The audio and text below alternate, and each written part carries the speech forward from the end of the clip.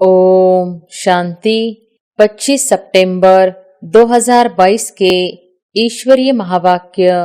पहले एक नजर मुरली के मुख्य पॉइंट पर। बाबा ने कहा, सदा इसी स्मृति में रहते हैं कि मैं बाबा का और बाबा मेरा। यही स्मृति सहज भी है और समर्थ बनाने वाली है। असमर्थ होना अर्थात मेरा बाबा के बजाय कोई और मेरापन आता है। एक मेरा बाबा यह है मिलन मनाना। अगर एक के बजाय दो मेरा हुआ तो क्या हो जाता? वह है मिलना और वह है झमेला। एक में अनेक समाये हुए होते हैं, इसलिए झमेला हो जाता है। वायदा क्या है? एक बाप दूसरा न कोई, या एक बाप एक और। यह सदा याद रखो कि आजकल ड्रामा अनुसार असत्य का राज्य है और असत्य के राज्य अधिकारी प्रेसिडेंट रावण है। असत्य और सत्य में विशेष अंतर क्या है? असत्य की जीत अल्पकाल की होती है, क्योंकि असत्य का राज्य ही अल्पकाल का है। सत्यता की हार अल्पकाल की और जीत सदा काल की है। बाप से किनारा स्थूल में किनारा नहीं होता। स्थूल में तो स्वयं को ज्ञानी समझते हैं, लेकिन मन और बुद्धि से किनारा होता है। बाप से किनारा होना अर्थात सदा काल की सर्व प्राप्तियों के अधिकार से संपन्न के बजाय अधूरा अधिकार प्राप्त होना। भविष्य वर्तमान की परछाई है। बिना वर्तमान के भविष्य नहीं बनता। और फिर बाबा ने कहा, एक मेरा बाबा और कभी कभी दूसरा भी अलाउ है। यह लिखा था क्या? चाहे अल्पकाल के नाम मान शान का सहारा लो, चाहे व्यक्ति का लो, चाहे वैभव का लो, जब दूसरा ना कोई तो फिर दूसरा कहाँ से आया? यह असत्य के राज्य के झमेले में फंसाने की चतुराइयां हैं। अपना चेकर बनो और दूसरे का मेकर बनो, लेकिन करते क्या हो? दूसरे का चेकर बन जाते हो और बातें बनाने में मेकर बन जाते हो। उठना बैठना, चलना बोलना, संबंध संपर्क में आना, सब में ब्रह्मा बाप के कर्म को फॉलो है। ब्रह्मा बाप के कर्म आपके कर्म के दर्पण में दिखाई दे। जितना जो हार्ड वर्क कठिन परिश्रम करता है, उतना वह सेफ है, माया से भी और शरीर की व्याधियों से भी। और फिर लास्ट में बाबा ने कहा, बिजी रहना खुश नसीब की निशानी है। ब्रह्मा बाप समान सब कॉपियां तैयार हो जाएंगी, तब बेहद का बारूद चलेगा, पटाखे छूटेंगे और ताजपोशी होगी। मधुबन तो पीस पैलेस है। मन की भी पीस, मुख की भी पीस, तब मधुबन पीस पैलेस से पीस की किरणें फैलेगी। गंभीरता अर्थात अंतर्मुखता और साथ साथ रमणीकता। अंतर्मुखता की निशानी सदा सागर के तले में खोए हुए गंभीर मूर्त, मनन चिंतन करने वाला चेहरा और रमणीक अर्थात मुस्कुराता हुआ चेहरा। और अब सुनते हैं महावाक्यों को विस्तार से। मुरली का सार, सत्य और असत्य का विशेष अंतर। आज दिलाराम बाप अपने सर्व बच्चों के दिल की आश पूर्ण करने के लिए मिलन मनाने आए हैं। अव्यक्त रूप में तो सदा सर्व बच्चे मिलन मनाते रहते हैं, फिर भी व्यक्त शरीर द्वारा अव्यक्त मिलन मनाने की शुभ आश रखते हैं। इसलिए बाप को भी अव्यक्त से व्यक्त में आना पड़ता है। बाप दादा इस समय चारों ओर देश विदेश के बच्चों को देख रहे हैं। मन से मधुबन में हैं। आप साकार में हो और अनेक बच्चे अव्यक्त रूप से मिलन मना रहे हैं। बाप दादा भी सर्व बच्चों के स्नेह का रिटर्न दे रहे हैं। जहां भी है, लेकिन याद द्वारा बाप के समीप दिल में है। सबके स्नेह के साज बाप दादा सुन रहे हैं। बाप जानते हैं कि बच्चों के लिए सिवाय बाप के और कोई याद करने वाला है नहीं, और बाप को भी सिवाय बच्चों के और कोई है नहीं। सदा इसी स्मृति में रहते हैं कि मैं बाबा का और बाबा मेरा। यही स्मृति सहज भी है और समर्थ बनाने वाली है। ऐसा स्मृति स्वरूप स्नेही बच्चा साकार में तो क्या, लेकिन स्वप्न में भी कभी असमर्थ हो नहीं सकता।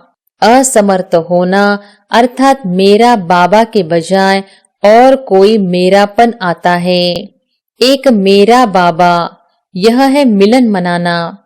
अगर एक के बजाय दो मेरा हुआ तो क्या हो जाता? वह है मिलन, वह है मिलना, और वह है झमेला। कई बच्चे समझते हैं बाबा तो मेरा है ही, लेकिन और भी एक दो को मेरा करना ही पड़ता है। कहते हैं और कोई नहीं, सिर्फ एक आधार चाहिए।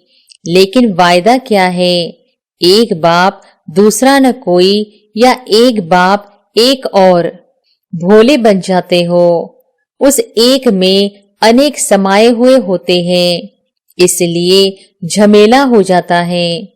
इस पुरानी दुनिया में भी ऐसे खिलौने मिलते हैं जो बाहर से एक दिखाई देता है, लेकिन एक में एक होता है। एक खोलते जाओ तो दूसरा निकलेगा, दूसरा खोलेंगे तो तीसरा निकलेगा। यह भी ऐसा ही खिलौना है। दिखाई एक देता, लेकिन अंदर समाये हुए अनेक हैं। और जब झमेले में चले गए तो मिलन मनाना कैसे हो सकता? झमेले में ही लगे रहेंगे या मिलन मनाएंगे? सिर्फ दो नहीं सोचो, सिवाय एक बाप के संकल्प में भी अगर कोई आत्मा को व प्रकृति के साधन को मेरा सहारा स्वीकार किया तो यह ऑटोमेटिक ईश्वरीय मशीनरी बहुत फास्ट गति से कार्य करती है। जिस सेकंड अन्य को सहारा बनाया, उसी सेकंड मन बुद्धि का बाप से किनारा हो जाता है।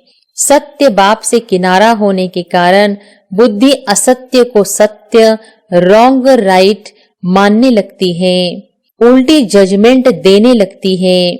कितना भी कोई समझाएगा कि यह राइट नहीं है, लेकिन वह यथार्थ को, सत्य को भी असत्य की शक्ति से समझाने वाले को रॉन्ग सिद्ध करेगा। यह सदा याद रखो कि आजकल ड्रामा अनुसार असत्य का राज्य है और असत्य के राज्य अधिकारी प्रेसिडेंट रावण है। उसके कितने शीश हैं, अर्थात असत्य की शक्ति कितनी महान है। उसके मंत्री महामंत्री भी बड़े महान हैं। उसके जज और वकील भी बड़े होशियार हैं। इसलिए उल्टी जजमेंट की पॉइंट्स बहुत वैरायटी और बाहर से मधुर रूप की देते हैं। इसलिए सत्य को असत्य सिद्ध करने में बहुत होशियार होते हैं। लेकिन असत्य और सत्य में विशेष अंतर क्या है? असत्य की जीत अल्पकाल की होती है, क्योंकि असत्य का राज्य ही अल्पकाल का है। सत्यता की हार अल्पकाल की और जीत सदा काल की है। असत्य के अल्पकाल के विजयी उस समय खुश होते हैं जितना थोड़ा समय खुशी मनाते व अपने को राइट सिद्ध करते, तो समय आने पर असत्य के अल्पकाल का समय समाप्त होने पर जितनी असत्यता के वश मौज मनाई, उतना ही 100 गुना सत्यता की विजय प्रत्यक्ष होने पर पश्चाताप करना ही पड़ता है। क्योंकि बाप से किनारा स्थूल में किनारा नहीं होता। स्थूल में तो स्वयं को ज्ञानी समझते हैं, लेकिन मन और बुद्धि से किनारा होता। और बाप से किनारा होना अर्थात सदा काल की सर्व प्राप्तियों के अधिकार से संपन्न के बजाय अधूरा अधिकार प्राप्त होना। कई बच्चे समझते हैं कि सत्य असत्य के बल से असत्य के राज्य में विजय की खुशी व मौज इस समय तो मना ले, भविष्य किसने देखा, कौन देखेगा, हम भी भूल जाएंगे, सब भूल जाएंगे। लेकिन यह असत्य की जजमेंट है।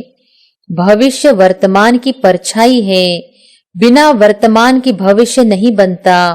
असत्य के वशीभूत आत्मा वर्तमान समय भी अल्पकाल के सुख के, नाम मान शान के सुखों के झूले में झूल सकती है और झूलती भी है, लेकिन अतीन्द्रिय अविनाशी सुख के झूले में नहीं झूल सकती। अल्पकाल के मान शान और नाम की मौज मना सकते हैं, लेकिन सर्व आत्माओं के दिल के स्नेह का, दिल की दुआओं का मान नहीं प्राप्त कर सकते। दिखावा मात्र मान पा सकते हैं, लेकिन दिल से मान नहीं पा सकते। अल्पकाल का शान मिलता है, लेकिन बाप से सदा दिल तख्त नशीन का शान अनुभव नहीं कर सकते।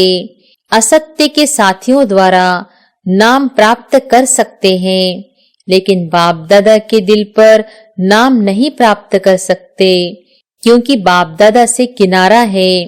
भविष्य की बात तो छोड़ो, वह तो अंडरस्टूड है, लेकिन वर्तमान सत्यता और असत्यता की प्राप्ति में कितना अंतर है। एक दूसरा मेरा बनाया अर्थात असत्य का सहारा लिया, कितना झमेला हुआ। कहने में तो कहेंगे और कुछ नहीं, सिर्फ कभी कभी थोड़ा सहारा चाहिए, लेकिन वायदा तोड़ना अर्थात झमेले में पड़ना, क्या ऐसा वायदा किया है? एक मेरा बाबा और कभी कभी दूसरा भी अलाउ है, यह लिखा था क्या? चाहे अल्पकाल के नाम मान शान का सहारा लो, चाहे व्यक्ति का लो, चाहे वैभव का लो, जब दूसरा न कोई तो फिर दूसरा कहां से आया? यह असत्य के राज्य के झमेले में फंसाने की चतुराइयां हैं। जैसे बाप कहते हैं ना, मैं जो हूँ, जैसा हूँ, वैसा मुझे नंबरवार जानते हैं। ऐसे असत्य के राज्य अधिकारी रावण को भी जो है, जैसा है, वैसे सदा नहीं जानते हो। कभी भूल जाते हो, कभी जानते हो। राज्य अधिकारी है तो यह ताकत कम होगी, चाहे झूठा हो चाहे सच्चा हो, लेकिन राज्य तो है ना। इसलिए अपने को चेक करो, दूसरे को नहीं। आजकल दूसरों को चेक करने में सब होशियार हो गए हैं। बाप दादा कहते हैं अपना चेकर बनो और दूसरे का मेकर बनो, लेकिन करते क्या हो? दूसरे का चेकर बन जाते हो और बातें बनाने में मेकर बन जाते हो। बाप दादा रोज की हर एक बच्चे की कौन सी कहानियां सुनते हैं? बहुत बड़ा किताब है कहानियों का। तो अपने को चेक करो, दूसरे को चेक करने लगते हो तो लंबी कथाएं बन जाती हैं, और अपने को चेक करेंगे तो सब कथाएं समाप्त हो, एक सत्य जीवन की कथा प्रैक्टिकल में चलेगी। सभी कहते हैं बाबा आपसे बहुत प्यार है, सिर्फ कहते हो व करते भी हो, क्या कहेंगे? कभी कहते हो कभी करते हो। बाप के प्यार का प्रत्यक्ष सबूत बाप ने दे दिया। जो हो, जैसे हो, मेरे हो। लेकिन अभी बच्चों को सबूत देना है। क्या सबूत देना है? बाप कहते हैं जो हो, जैसे हो, मेरे हो। और आप क्या कहेंगे? जो है वह सब आप हो। ऐसे नहीं, थोड़ा थोड़ा और भी है। बाप से प्यार है, लेकिन कभी कभी असत्य के राज्य के प्रभाव में आ जाते हैं। अच्छा, चारों ओर के यथार्थ सत्य को परखने वाले सच्चे बाप के सच्चे बच्चों को, सर्व स्नेह में समाये हुए श्रेष्ठ आत्माओं को सर्व सदा वायदे को निभाने वाली समर्थ आत्माओं को, सर्व यथार्थ परखने वाली शक्तिशाली आत्माओं को, सर्व याद और सेवा में निर्विघ्न रहने वाले, सदा साथ और समीप रहने वाले बच्चों को याद प्यार और नमस्ते। मधुबन निवासियों प्रति अव्यक्त बाप दादा के मधुर महावाक्य। मधुबन निवासियों को कितने प्रत्यक्ष फल मिलते हैं? मधुबन की विशेषता क्या है जो और कहाँ नहीं मिलती? श्रेष्ठ कर्म भूमि पर रहने वाले सदा फॉलो फादर करते हैं। मधुबन की श्रेष्ठता तो यह है कि ब्रह्मा बाप की विशेष कर्म भूमि है। तो मधुबन निवासी जो भी कर्म करते हैं वो फॉलो फादर करते हैं। कर्म भूमि में विशेषता कर्म की है, तो कर्म में फॉलो है। जो भी अमृत वेले से लेकर रात तक कर्म करते हो उसमें फॉलो फादर है। मधुबन निवासियों को और एक्स्ट्रा कर्म भूमि की याद का बल है। वह कर्म में दिखाई देता है, वह देना है। क्या कहेंगे? आप अपने में देखते हो। एक एक कदम सामने लाओ। उठना, बैठना, चलना, बोलना, संबंध संपर्क में आना, सब में ब्रह्मा बाप के कर्म को फॉलो है।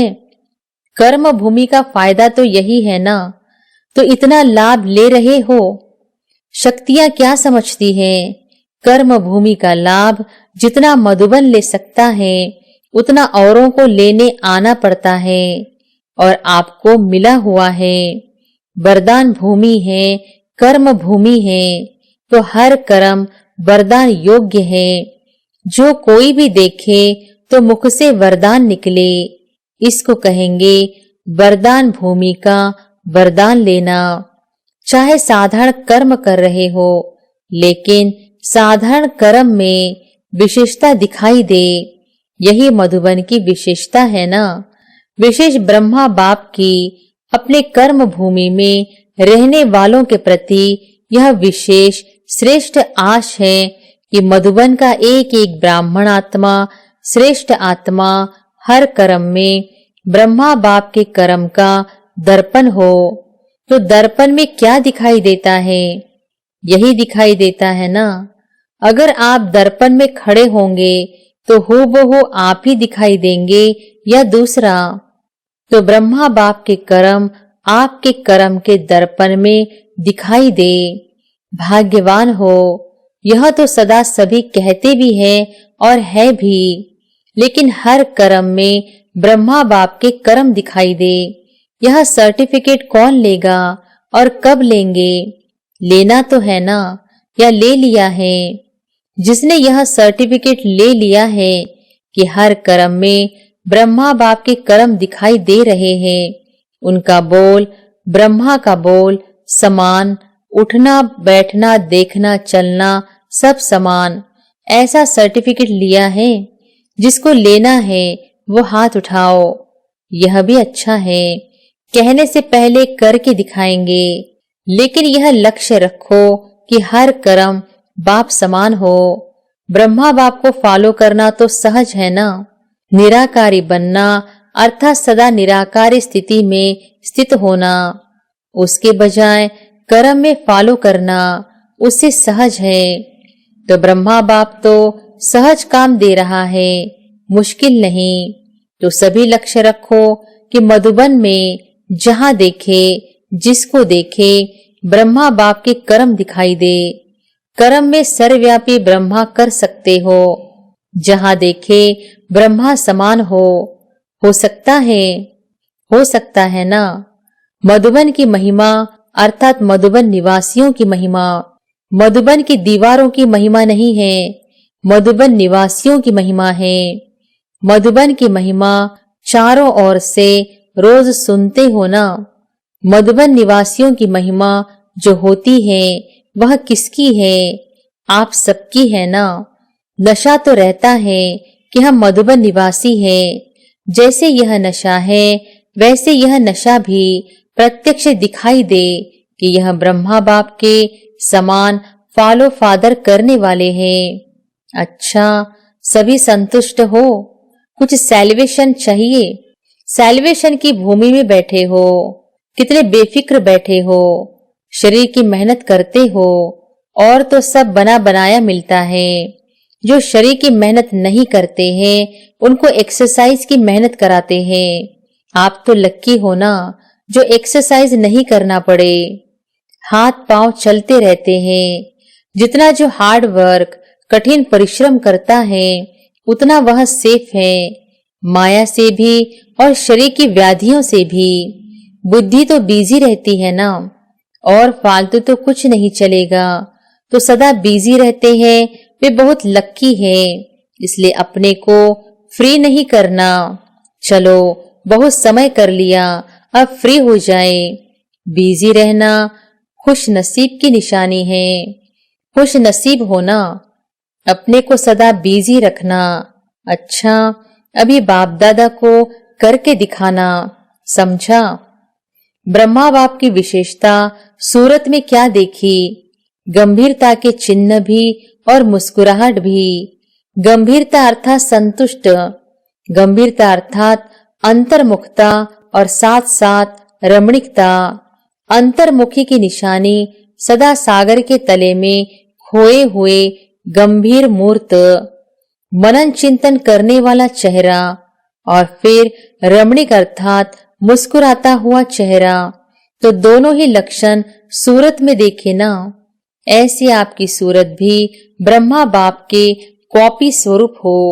सूरत और सीरत से ब्रह्मा बाप दिखाई दे, क्योंकि ब्रह्मा बाप का सेवा स्थान कर्म भूमि तो मधुबन है ना। तो इस भूमि के रहने वालों द्वारा वही कर्म सेवा प्रत्यक्ष होनी चाहिए। इसी आशा के दीपक को सदा जगाओ। ब्रह्मा बाप की आप बच्चों प्रति यही आश है। अब ऐसी दीपावली मनाओ, बाप दादा की इस एक आशा का दीपक जगाओ। जब हर एक यह दीपक जगाएगा तो दीपमाला तो हो ही जाएगी ना। दीपमाला में भी देखो, अगर बीच में एक दो दीपक बुझे हुए हो तो अच्छा लगेगा। अगर बीच बीच में एक दो दीपक भी टिमटिमाता है तो अच्छा नहीं लगता। इसलिए सर्व जगे हुए दीपकों की माला। मधुबन निवासी सब जस्टिस होने चाहिए, सेल्फ जस्टिस। कोई भी बात करने के पहले स्वयं जज करो, तो न स्वयं का समय जाएगा और न दूसरों का। मधुबन तो पीस पैलेस है, मन की भी पीस, मुख की भी पीस। तब मधुबन पीस पैलेस से पीस की किरणें फैलेंगी। आप पीस पैलेस वालों से सभी पीस की भिक्षा मांगते हैं, क्योंकि वे स्वयं ही स्वयं से तंग हो रहे हैं। विनाशकारियों के पास अभी तक आपके पीस की किरणें पहुंचती नहीं हैं, इसलिए कश्मकश में हैं, कभी शांत कभी अशांत। तो उन्हों को शांत करने के लिए पीस पैलेस से पीस की किरणें जानी चाहिए। तब उन्हों की बुद्धि में एक ही फाइनल फैसला होगा, खत्म करेंगे और शांत हो शांति धाम में चले जाएंगे।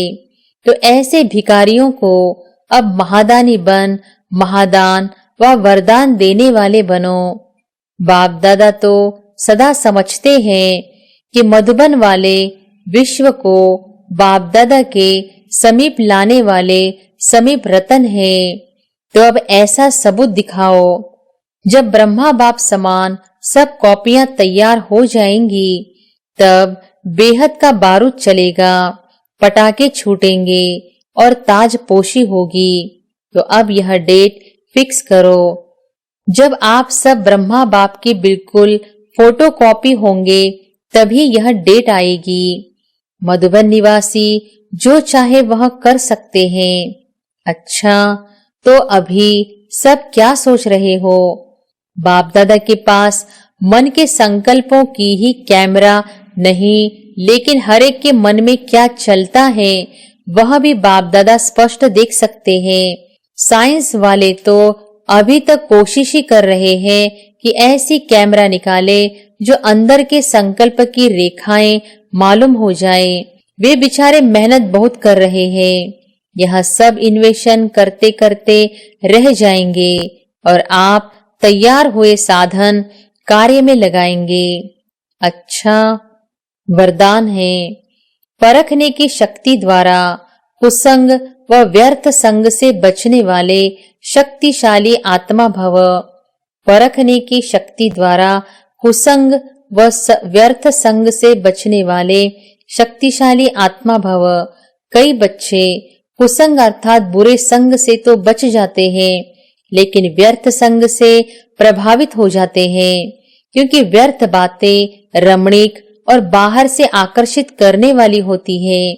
इसलिए बाप दादा की शिक्षा है, न व्यर्थ सुनो, न व्यर्थ बोलो, न व्यर्थ करो, न व्यर्थ देखो, न व्यर्थ सोचो। ऐसे शक्तिशाली बनो जो बाप के सिवाय और कोई भी संग का रंग प्रभावित न करे। परखने की शक्ति द्वारा खराब व व्यर्थ संग को पहले से ही परख कर परिवर्तन कर दो, तब कहेंगे शक्तिशाली आत्मा। स्लोगन है, सदा हल्केपन का अनुभव करना है तो बालक और मालिकपन का बैलेंस रखो। अच्छा, ओम शांति।